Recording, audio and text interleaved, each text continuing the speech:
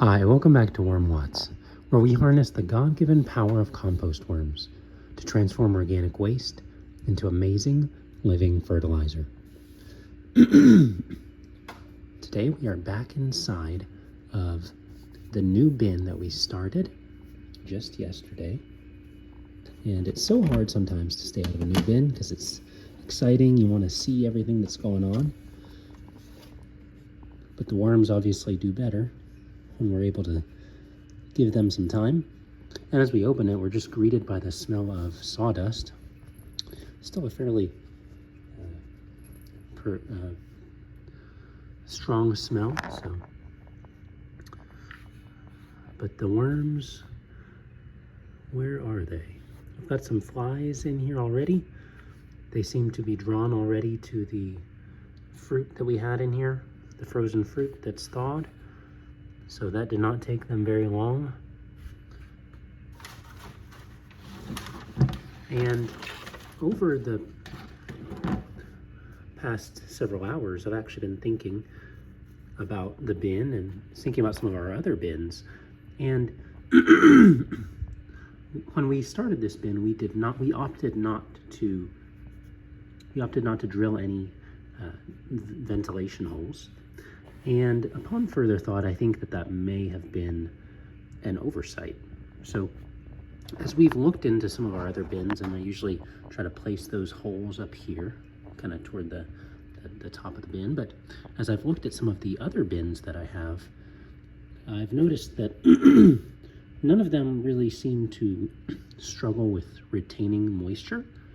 But one of the things that is sometimes a struggle is keeping them from compacting, especially in the corners, and maybe from having a little bit too much moisture. So I think that the aeration could really help in that regard. So what I'm going to do is I'm going to go ahead and drill a series of holes. Again, this is not an airtight container. It's just a flap lid. So I do think that air is able to, I've seen critters and I've seen flies be able to get in and out of here readily. So I'm not too concerned that it's sealed too tightly here, but I do think that in order to promote true airflow, it would probably be important for us to come to the side of the bin right here and just kind of drill some holes here to allow for air to come in. And I think that could really help with the overall consistency of our final product in the castings and them not being too moist and too wet. So I'm really looking forward to that. Obviously, with adding in those holes, I will have to keep a better eye on moisture and just check that more often. But again, like I've mentioned, it hasn't really been a problem that we've had with the bins to this point. So I think that this could actually be a really welcome change. So I'm going to go ahead and add in some holes here along the side. And I've got a drill already. And I've got a 1/4 inch drill bit here that I'm going to be using along the side. And as we look at the side of this container, the side of this tote, there's actually a little line that runs right along there, and I thought that would be a good little reference point for us to use for drilling these holes. So I'm going to go ahead and start. One concern that I do have, obviously, is getting plastic shavings in the bin as I'm doing this. So one of my solutions for that, I'm planning to open up the bin, and while I'm drilling, I'm going to try to place a piece of craft paper basically along the edge here with the hope that it will catch whatever falls in there. I may need to actually fold it so that it can create a nice little seal there, but I think that could work at catching at least some of the plastic shavings that may come off of this. And there we just got a fly landed. So we are having some fly interest from in this bin. There's another one moving about. It hasn't settled yet, but of course when you have fruit and fruit juices. That is definitely appealing to fruit flies, so to be expected. All right, so here we are on the side of the bin. I've found my reference hole. I'm going to go ahead and start drilling.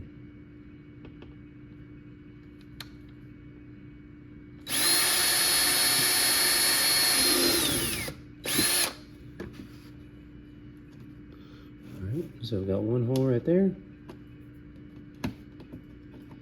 And obviously later on you can come back and clean up the holes a little bit if that's important to you, but for the time being, just gonna go ahead and drill some of those holes.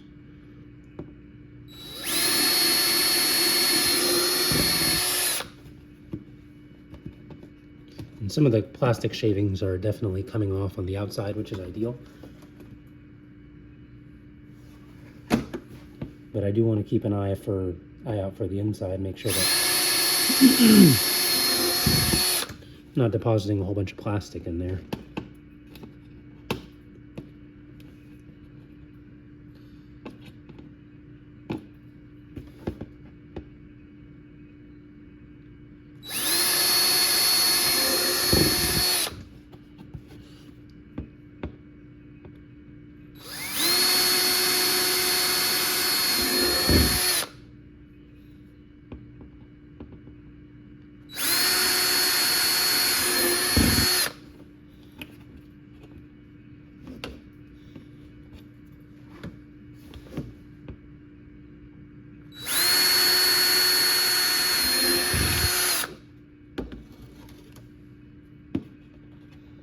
So far so good. Gonna check on the inside again, see if we have any shavings. We did catch one of the plastic shavings on the paper, so that's good. I went ahead and pulled that immediately.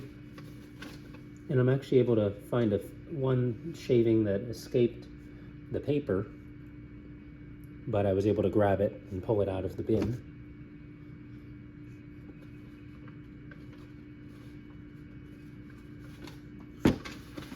Thankfully, they have a distinctive shape and color. They have the gray, you have the gray color and the the fact that they are kind of coiled. So all of that helps to identify them.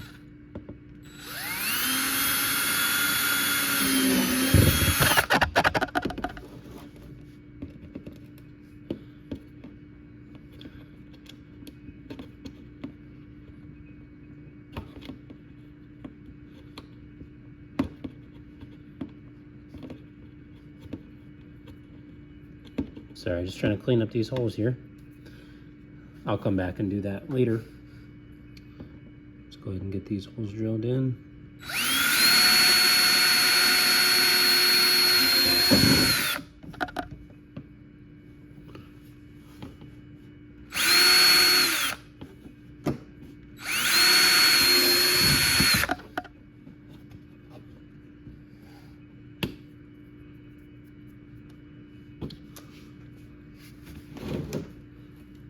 Almost done with this side.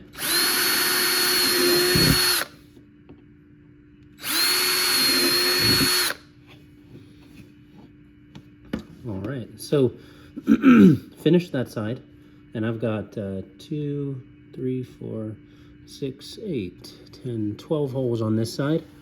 So that allows for a little bit of airflow. And I plan to do so on the opposite side as well. And even on these shorter ends, I think it could be worthwhile. That way there's, we're just trying to promote airflow. Again, the bacteria that we want to promote are aerobic bacteria and fungi as well. And the best way for us to do that is going to be, obviously, through making sure that we provide good aerobic conditions. So I do think, again, that the lid, which is right up here, is not airtight, but by drilling these holes, it just allows for air to be able to move more easily in and out of the bin. The holes are at a lower spot in the bin, and so that just that allows for there to be direction in which the air can come in, and then warm air can evacuate through the top, through the lid. So let's go ahead and work on drilling some holes over here. I'm probably just going to drill maybe 6 holes on the short side. So let me get you lined up so you can see that.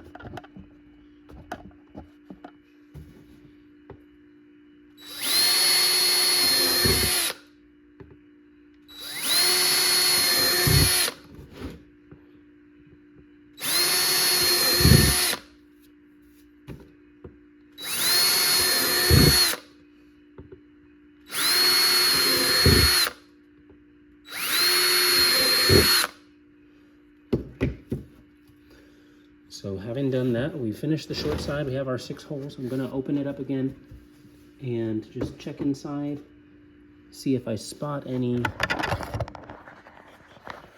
Just looking again. Here's the sheet of craft paper we were using to try to catch any of our plastic shavings. I'm going to go ahead and remove that,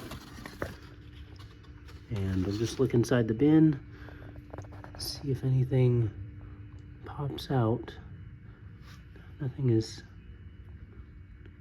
Nothing seems to be standing out quite at this moment. There is quite a bit of activity from the flies. Oh, here we go. I think I found a little bit of plastic there in the corner. There it is. All right, so we got that out. And then there's another piece right here. You can see that. I'll zoom in so that you can kind of get a look. It's kind of coiled, twisted on itself. So we got a couple pieces of plastic out of there.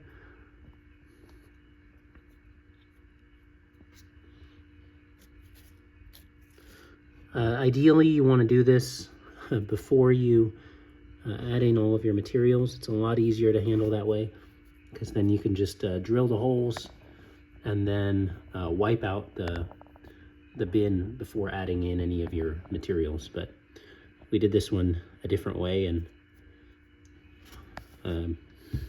anyway, we're just moving along as we learn. So got quite a few flies in here. I'm sure they're trying to find that food. I'm really hoping that the worms get to it first and really dominate that. So let's hope that's what we see. All right, let's go ahead and drill some more holes. We've gotten this short side here, and we've gotten this long side here. So let's zoom back out. Now we need to do that short side and this long side, and then this bin should be ready to go. I'm really excited. I'm hoping that to really be able to compare how the worms do. Again, we added 50 worms in here, and if the conditions are right, I'm really hoping that they will multiply quickly. Obviously, it does take time for them to be able to, lay their cocoons, as they're commonly referred to, or their eggs. So it's not going to be overnight that we're going to see them double, but I would imagine that within a few months, within about 3 months, we'd be hoping to see a larger population if we can continue to provide them with adequate food scraps. So they will adjust accordingly to what we provide them. So hoping these conditions will be quite ideal. So let me get you set up here so that you can watch me drill the rest of these holes.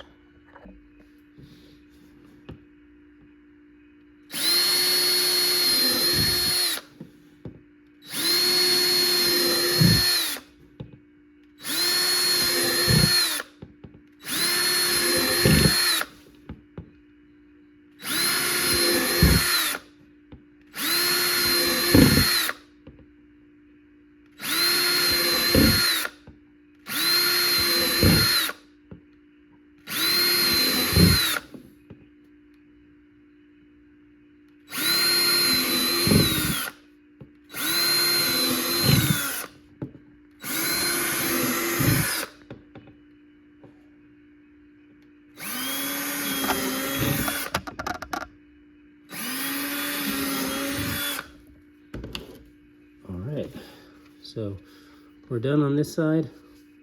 2, 4, 6, 8, 10, 12, 14. So a few more holes on this side. You can see they kind of I kind of packed them together right here in the middle. And I'm just going to clean up the outside here.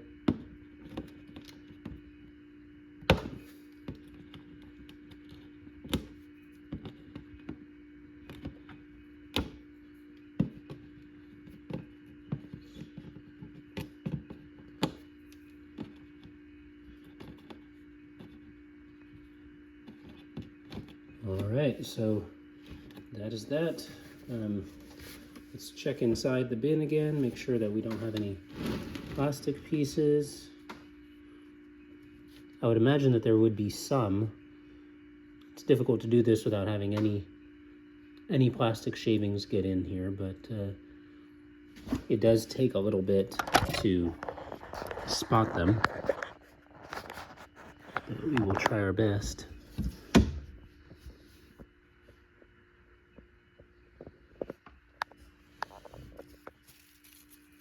There we go, found one.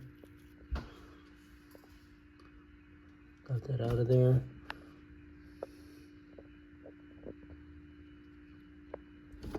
The reality as well is that some of these pieces, you know, because they're so light, they're also going to kind of bounce around a little bit and they fall off in here.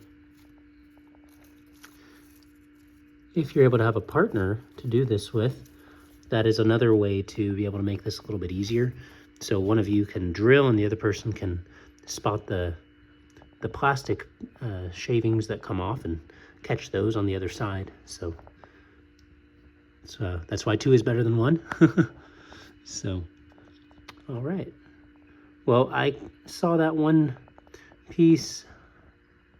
We've done our due diligence, but I'm not seeing any more. So we'll go ahead and drill the small side out.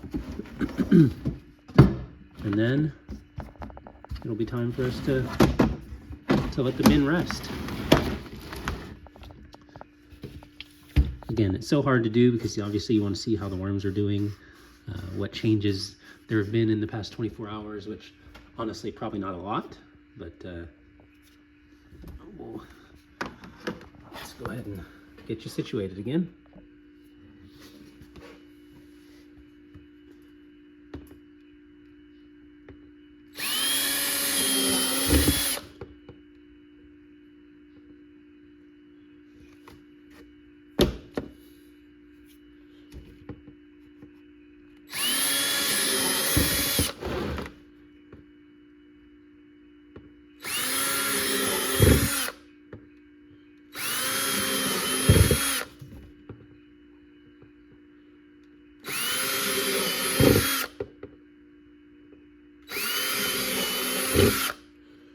All right, so we got our holes.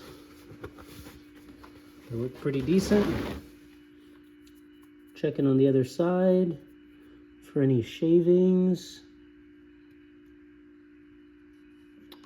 And I'm not seeing any. So I think we're good to let the bin rest now. So anyway, you can check out the bin. So take a look at that. We've got 6 holes on either of the short ends. And then we've got 12 holes on this end, I believe. And 14 holes on this other end. So I think we're totaling 38 holes now. And I really hope that that provides some good aeration for the bin. Obviously, it's going to make it a little bit easier for the flies to get in, but the flies are going to get in regardless. Not seeing any worms on the surface. I'm going to pull back some of this bedding and see if we spot any. Oh yeah, you can, actually there's some food down there, so just spotted some of the banana that was in this region right here. And right down here we've got the worms. You can actually see one right there, it's glistening. That's kind of a telltale giveaway. And so the worms seem to be gathered there. I'll zoom in so that you can kind of get a look. You can even see the striping, it's really neat. And I think there's another worm right on top of it. So, and obviously we've got the flies. There's one right over in that area. anyway. All right, well, this is the bin. We've gone ahead and added in the, the holes to provide aeration. And I'm really excited to see what becomes of it and how these worms multiply and grow. So we'll keep in touch with them. We'll check in on them in about a week and see how they're doing. And also see what happened to those food scraps. So we've got banana here toward the middle. That was where we dug our second trench. And our first trench is over on this side, and that contained peaches and blackberries. So really cool. All right, well, check in with you next time. Bye, bye, bye from the InSinkerator. All right, so we just finished in the bin, and I just wanted to add some extra comments and context to what we just did. So adding in the aeration holes, the reason that I thought that was important is that, you know, as I was thinking about the bin and obviously different things that we try to do with it, one of the things that is so important is making sure that you have all of the ingredients that you need for your bin to thrive. And what that really means is all the ingredients you need for microbes to really do very well. And even though all of my bins have, you know, had worms living there successfully, that just the presence of worms doesn't mean that your bin is actually in an ideal situation. And we found that out recently when we were in our first fruits bin and we were trying to harvest that.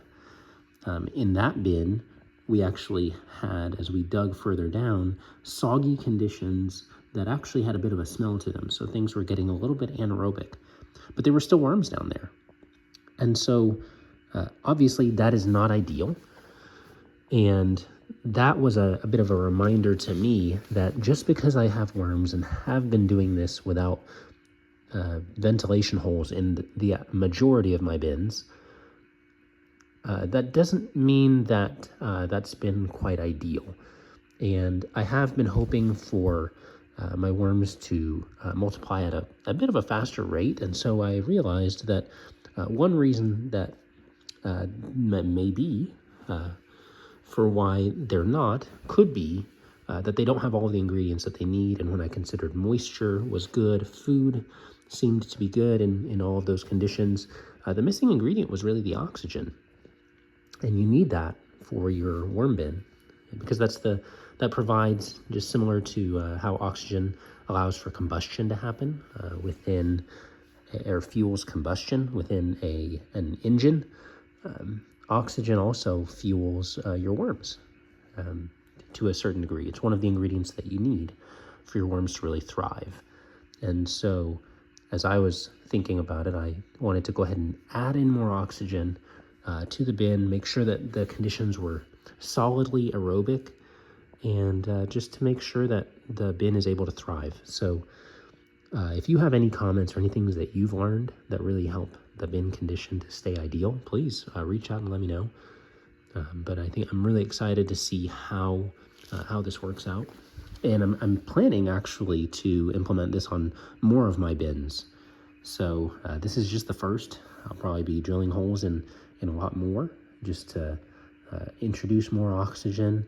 And it might also explain why I've had worms crawling up the sides of my bins so frequently. Obviously toward the top, like I mentioned, these are not airtight bins. They have flap seals. So that could actually explain why I've had so many worms trying to get up and around this area, right? Trying to get up and around where the cracks are, where there is oxygen coming in. That's where the flies have typically gotten in and things like that. So I think that might also have been a telltale sign that I had missed. And so I'm really glad to be able to learn from that and hopefully bring that to the rest of my bins so that they can thrive as well. So thanks for listening to me as I learn, and thanks for joining in the learning process. And I hope to see you in the next video. Thanks so much. Sorry, if I were writing a letter, this would be the postscript, the PPS. But one of the considerations as well with regard to drilling the holes, a quarter-inch hole is, a quarter-inch diameter is definitely big enough for flies to get in. And I've had a number of fruit flies in the bins and things like that. But one of the questions that I asked myself was whether this was actually just going to increase the pest load. And I think that while it may, at least to some degree, ideal conditions in the bin are also going to provide a sort of cap to how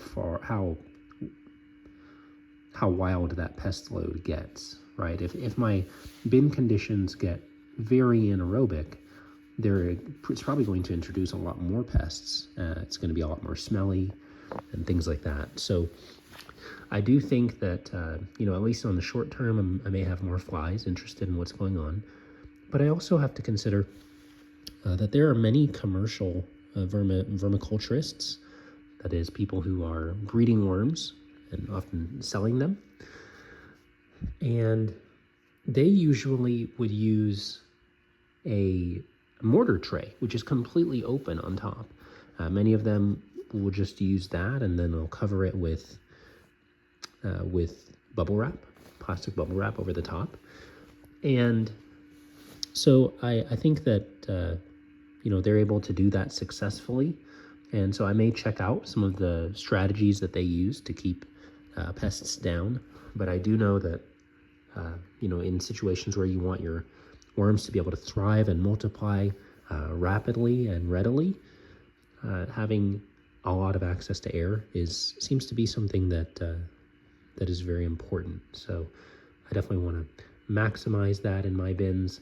I'm not going to, I even considered taking the lids off, those flap lids off of the bins, but I decided against that because my conditions here, there's a little bit more variation in the temperature in where I'm at, so I don't know that I would want to do that. But it is something that I am considering. So just want to give you all of the thoughts that I've had with regard to aerating my bin, because I did a lot of looking into it myself and couldn't really find a lot of information. So I hope this helps you. If you have further questions and things that I did not address with regard to aerating your worm bin, deciding on how aerated it'll be, please feel free to reach out. I've read about some people who utilize window screening to go ahead and actually glue that behind their holes so that it provides a barrier for pests to be able to enter and get in and out, while also still allowing the airflow that they desire. So that's another idea. But there are a number of different ways that people have tried to address this problem. And so it's comforting if you're in the same boat to know that you're not the only one. So thank you for listening. Thank you for hearing our considerations and the things that I thought about before going ahead and drilling these extra holes in the bin. And I really think that for our condition, this is really going to do a lot, especially in light of some of the other lessons that I've learned recently about trying to minimize the depth of my substrate of my bedding. I think that with a bedding that's not super deep, and with the number of holes that we have in the bin, I think it's going to be just fine. And I think that the worms are going to have a really ideal environment. I think it's also going to help with removing some of the waste gases, right? So as worms breathe, just like we do, they're letting off waste gases, like we release carbon dioxide when we breathe. And so having those holes there just allows for that to be able to not accumulate as much in the bin. So really hopeful to see this bin thrive. Please continue to follow the journey with our InSinkerator bin.